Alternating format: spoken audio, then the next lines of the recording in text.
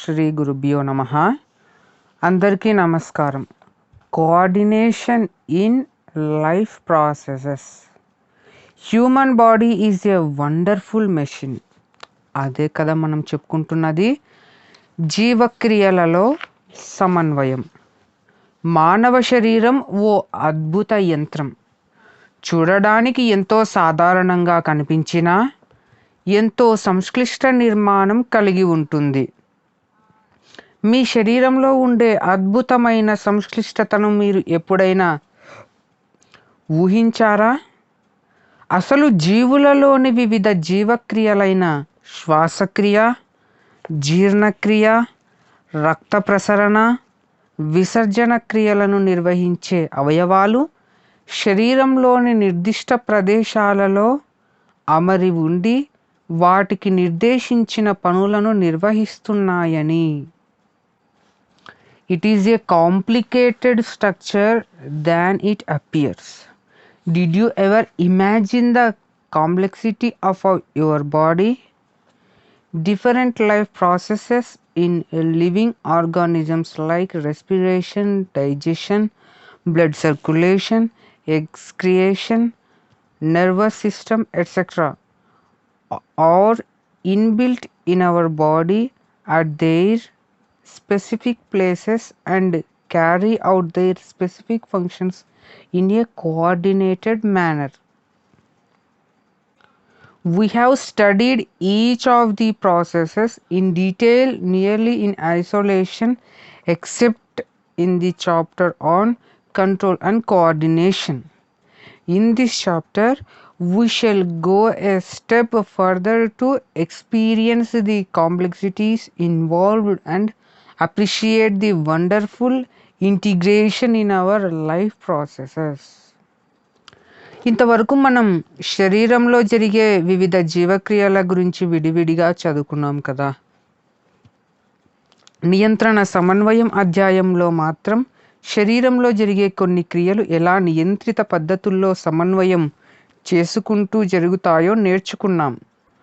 మనం అర్థం చేసుకోవడానికి వీలుగా ఈ జీవక్రియలను విడివిడిగా పరిశీలిస్తామే తప్ప ఏ జీవక్రియ కూడా ఇతర జీవక్రియలతో సంబంధం లేకుండా ఒంటరిగా పనిచేయలేదు.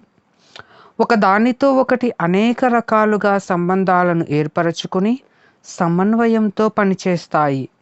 ఈ అధ్యాయంలో జీవక్రియలలో జీర్ణక్రియను ఉదాహరణగా తీసుకుని వివిధ వ్యవస్థల మధ్య సంబంధాలు ఎంత సంక్లిష్టంగా ఉంటాయో మరియు శరీరంలో ఈ జీవక్రియలు అత్యంత అద్భుతంగా ఎలా సమన్వయం చేసుకుంటూ పోతాయో తెలుసుకుందాం. జీర్ణక్రియలో పాలు పంచుకునే ఆహార నాళంలోని భాగాలను, ఆహార నాళంలో వివిధ దశలలో ఆహారం ఎలా జీర్ణం అవుతుందనే విషయాలను ఒకసారి జ్ఞప్తికి తెచ్చుకుందాం.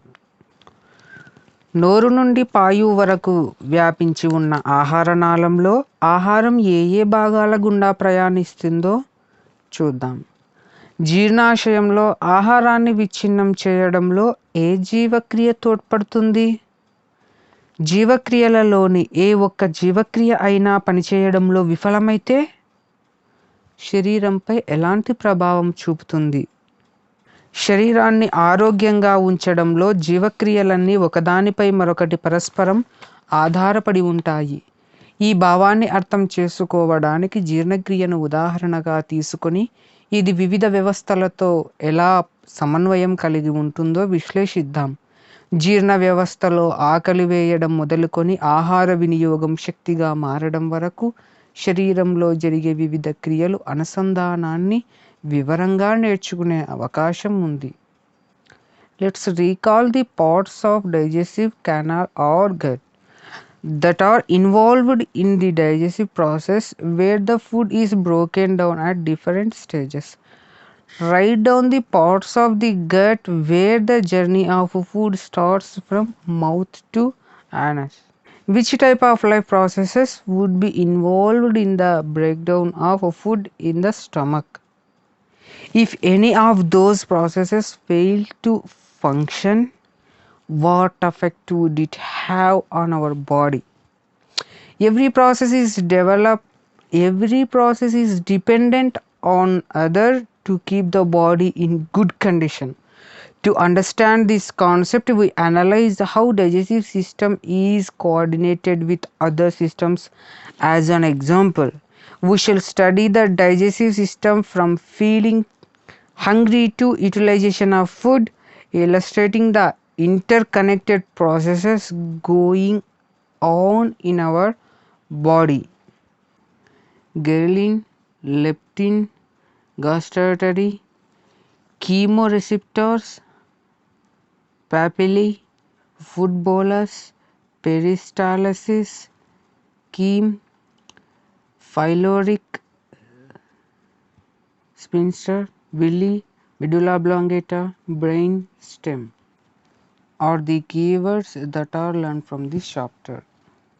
మనం ఈ అధ్యాయంలో ముఖ్యంగా ఈ కీలక పదాల గురించి చదువుతాం. అవేంటంటే విలిన్, లెప్టిన్, రుచి గ్రాహకాలు, రసాయన గ్రాహకాలు, రుచి మొగ్గలు, ఆహార బోలస్, పెరిస్టాలిసిస్, ఖైమ్, సంవరణీ కండరం, సూక్ష్మ చూషకాలు, మజ్జాముఖం, మెదడు కాండము.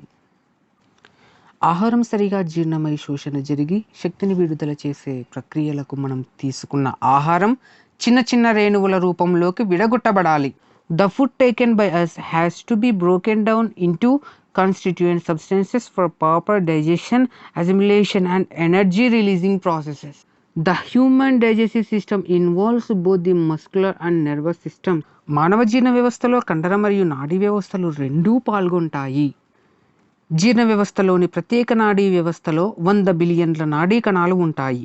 ఇవి కండర సంకోచాలు, రక్త ప్రసరణ, జీర్ణక్రియ మరియు పోషకాల శోషణ, ఆహారనాళంలోని ఇతర క్రియలను సమన్వయపరుస్తాయి. A special nervous system that exists in the gut consists of nearly 100 million nerves that coordinates the muscular activity, blood flow, digestion and absorption of nutrients and other activities of the food canal, gastrointestinal tract. The hormone ghrelin secreted in the stomach is responsible for hunger generating sensations. Another hormone leptin that gets secreted suppresses hunger. ఈ జీర్ణాశయంలో స్రవించబడే ghrelin అనే hormone ఆకలి కోరికల ప్రచోదనాలను కలిగిస్తుంది. అదేవిధంగా leptin అనే మరో hormone ఆకలిని అణచివేస్తుందట.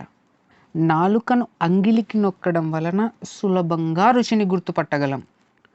Taste can be identified easily only when the tongue is pressed against the palate.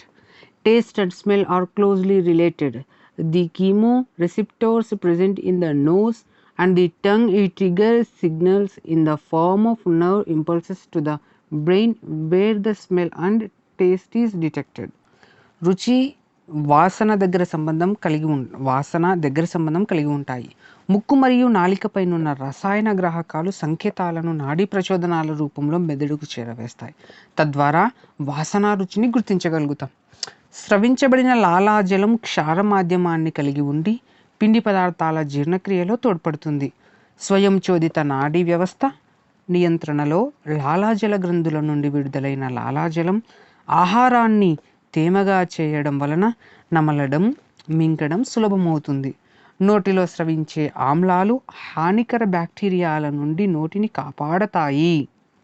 The saliva secreted maintains an alkaline medium that aids in digestion of starch. Our mouth secretes acid as well. This gives protection to our mouth from harmful bacteria, etc. Under the action of autonomous nervous system, saliva released by the salivary glands moistens the food to make chewing and swallowing easier. The muscular and sensory organ in the oral cavity is the tongue, which is not only gustatory in function but also performs different functions including shifting and mixing the food in the oral cavity and swallowing. నోటి కుహరంలో గల కండరయుత భాగమే నాలుక. ఇది రుచి తెలుసుకునే అవయవం మాత్రమే కాకుండా నోటి కుహరంలో ఆహారాన్ని కదిలించడం, కలపడం, మింగడం వంటి పనులను కూడా నిర్వహిస్తుంది. మింగే ప్రక్రియకు సంబంధించిన సమన్వయం మెదడు కాండంలోని చర్యా కేంద్రం అధీనంలో ఉంటుంది. The mechanism for swallowing is coordinated by the swallowing center in the brain system. In the brainstem, concentration and relaxation of muscles in the gut brings in a wave-like motion that propels the food forward and is called peristalsis. This is a muscular wave that travels the entire length of the food canal. This is involuntary and under the control of autonomous nervous system as well as gut nervous system. జీర్ణనాళం యొక్క కండరాల సంకోచ సడలికల వలన తరంగాల్లాంటి చలనం ఏర్పడి ఆహారాన్ని ముందుకు నెట్టే క్రియను పెరాస్టాలసిస్ అంటాం. ఈ కండర తరంగం జీర్ణనాళం అంతటా ప్రయాణిస్తుంది. అనియంత్రితంగా జరిగే ఈ పెరిస్టాలసిస్ను స్వయంచోదిత నాడీ వ్యవస్థ మరియు జీర్ణనాడీ వ్యవస్థ నియంత్రిస్తాయి. జీర్ణాశయపు కండర సంకోచాల మూలంగా జీర్ణాశయంలోని ఆహారం చిలుకబడి ఏర్పడే అర్థఘన పదార్థమే ఖైమ్. ఆంత్రమూలంలో ఖైమ్ ప్రవేశాన్ని నియంత్రించే కండరాన్ని పైలోరిక్ లేదా సంవరణీ కండరం అంటాం. The muscular concentrations of the stomach turns the food into a semi-liquid substance known as chyme. Entry of chyme into the duodenum is regulated by a muscle called as the pyloric sphincter. The strong acid HCl renders the pH in stomach acidic, causing the protein digesting enzymes to swing into function. బలమైన ఆమ్లమైన HCl జీర్ణాశయంలోని pHను ఆమ్లయుతంగా ఉంచుతూ ప్రోటీన్లను జీర్ణం చేసే enzyme చర్యలకు తోడ్పడుతుంది. జీర్ణాశయంలోని జీర్ణరసాలు ఆహారాన్ని జీర్ణం చేసి మెత్తని మిశ్రమంగా మారుస్తాయి. దానినే ఖైమ్ అంటారు. జీర్ణాశయం స్రవించే ఆమ్లాల వలన దానికి హాని జరగకుండా జీర్ణాశయ గోడల్లోని శ్లేష్మస్తరం రక్షిస్తుంది. ఆహారాన్ని కొరకడానికి, నమలడానికి, దవడను పైకి కిందకు వెనుకకు ముందుకు కదిపి ఆహారాన్ని విసరడంలో దవడ ఉపరితల కండరాలు మరియు దవడ అంతర భాగంలోని కండరాలు తోడ్పడతాయి. Juices secreted in the stomach breaks down the food into a smooth mixture called chyme. The mucous lining of the stomach protects it from damage by its own acids. The coordination among the process of digestion, aspiration and circulation is necessary for utilization and oxidation of food and transport of the nutrients. Muscular and nervous control helps to carry out the processes in a regulated manner. చిన్న ప్రేవులోని ఆంత్రచూషకాలు ఉపరితల వైశాల్యాన్ని పెంచి పోషకాలను గ్రహించడంలో తోడ్పడుతుంది. జీర్ణ వ్యవస్థలోని ప్రత్యేక నాడీ వ్యవస్థను సాంకేతికంగా జీర్ణాంతర నాడీ వ్యవస్థ అంటారు. దీనిని రెండవ మెదడు అని కూడా పిలుస్తారు. పెద్ద ప్రేవు నుండి వ్యర్థాలను మలం రూపంలో పాయువు నుండి బయటకు పంపడాన్ని పాయువు వద్దనున్న బాహ్య పాయువు సంవరణీ కండరం మరియు అంతర పాయువు సంవరణీ కండరం నియంత్రిస్తాయి. ఆహార పదార్థాల ఆక్సీకరణ, రవాణా మరియు వినియోగం కొరకు జీర్ణక్రియ, శ్వాసక్రియ, రక్త ప్రసరణ వంటి జీవక్రియల మధ్య సమన్వయం అవసరం. ఆయా ప్రక్రియలు సరిగా నిర్వర్తించడానికి కండర మరియు నాడీ నియంత్రణలు తోడ్పడతాయి. ధన్యవాదములు. మీ విశ్వేశ్వరయ్య.